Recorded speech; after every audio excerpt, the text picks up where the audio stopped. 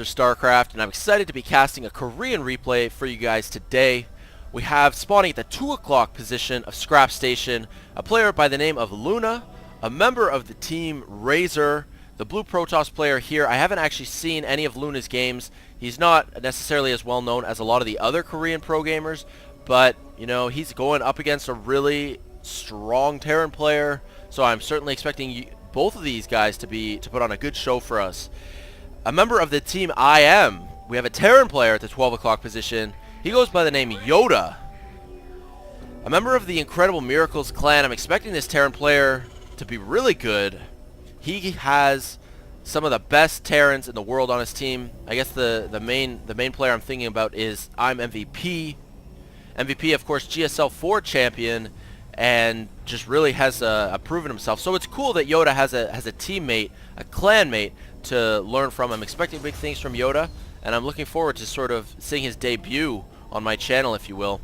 So right out of the gate here, we actually have both players not trying anything too unusual just yet. We're only about 2 minutes into the game, but we have Chrono Boost going down on the gateway or the Nexus. I don't think you ever see players divert from that. And the gateway opening as well. You know, Luna not going to go for any super fast expansion on Scrap Station. He's not going for anything too fancy, no Forge First or anything like that. Very standard play from both of these players. We'll see when they sort of choose to divert from that. We do have the first refinery that has arrived for Yoda, and as well the first assimilator. Going to switch 3 probes onto that, putting down second pylon just behind his mineral line as well. In the Terran base, we have a probe from Luna. Scouted everything at this point. But as soon as the Marine gets out of the barracks, often that's the time, you know, the probe is forced out, and he does head home. SCV now just scouting a little bit later for Yoda, as Yoda, of course, knows that it takes quite a while longer for Protoss players to get their first ranged unit out.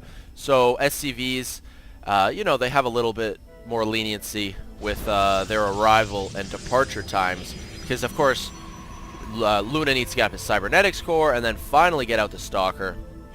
The Zelnaga just being occupied by this probe, just hanging out down there with the automaton, as this first Zealot actually arrives and almost gets a swipe off on Yoda, but no, Yoda's staying on top of his game, on top of his micro. He's going to get out of there before the Stalker manages to be chrono boosted out. Of course, Yoda is well aware of the second assimilator, though, and that would sort of be the first indication for Yoda about what this Protoss player is going to be doing. Of course, you know, what you could maybe draw from that is that Luna wouldn't go for some kind of 2-gate pressure where you're going to be chrono boosting out really fast Stalkers, or going with other tech patterns or units that are very low on gas. Of course, this second gas makes a lot of sense now, as we see we have a Stargate on the way. This Stargate, I'm wondering if he's actually going to go for Phoenix or Void Ray. Either option would be pretty viable in this situation.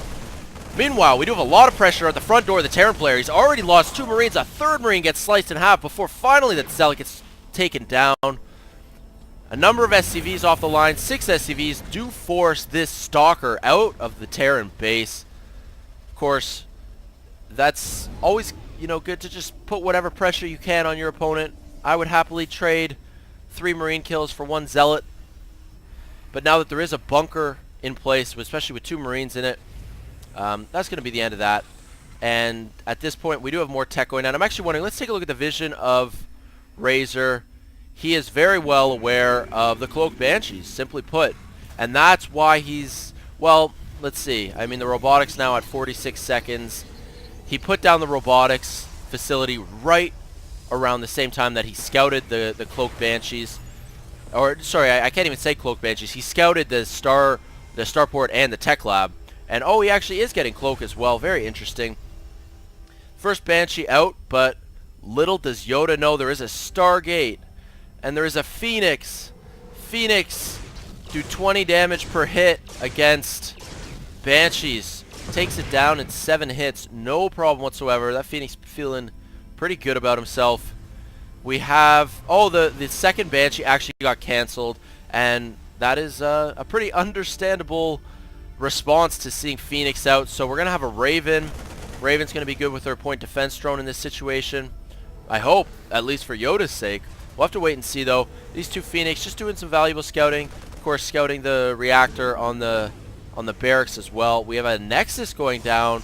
So Luna here, Luna's feeling pretty good right now. I mean, he knows that he just shut down Yoda's attempted Banshee play, and he's feeling comfortable enough to expand behind it. Sniping the Mule. That Mule had full sort of useful life left. Of course, Mule's on a timer. You're going to want to snipe the ones that are fresh. Luna doing just that as he puts down his third warp gate. I'm wondering what else he's actually going to get from this robotics facility. He just has one observer out so far, simply for detection, in case Yoda wanted to continue with the Cloaked Banshees. As we know, he's not going to go that route. And we do have Marines and tanks now going to be busting down the destructible rocks, going to really decrease the rush time, the rush distance between these two bases. Immortal's out. Immortal's great in this situation.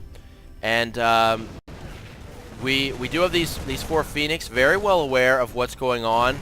He knows what to expect, and he knows the timer on it.